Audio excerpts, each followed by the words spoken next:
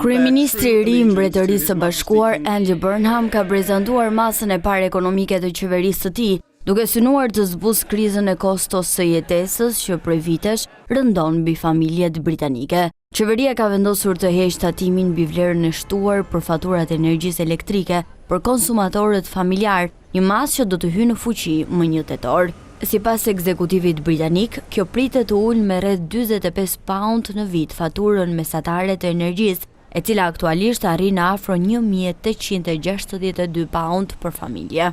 Andy Burnham deklaroi se nisma synon më shumë para në xhepat e qytetarëve dhe rikthimin e besimit te qeveria, duke theksuar se mbështetja për familjet do të jetë në qendër të politikave të kabinetit të tij. Për financimin e kësaj mase, qeveria parashikon të përdorë kursimet e krijuara nga anulimi i një programi kombëtar për identitetin digjital me vlerë 1.8 miliard pound. Megjithatë, ky argument është kundërshtuar nga figurat të Partisë Laburiste, të cilat kanë ngritur pikpyetje mbi burimet reale të financimit dhe kanë kërkuar që qeveria të japë sqarime në buxhetin e ardhshëm. Kostoja e energjisë mbetet një nga faktorët kryesor të krizës së jetesës në Britani.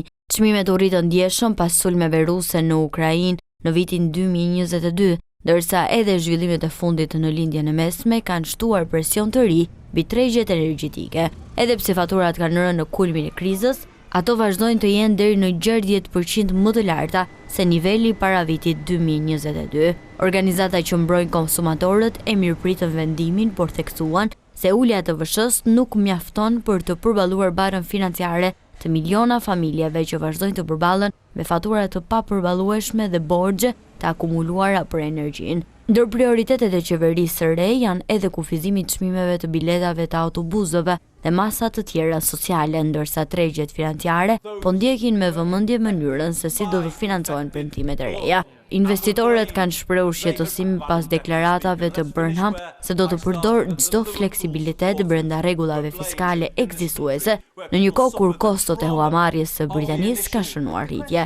Kryeministri britanik pritet të paraqesë në muajt në vijim planin e plot ekonomik, ndërsa sfida kryesore mbetet ruajtja e stabilitetit financiar të vendit.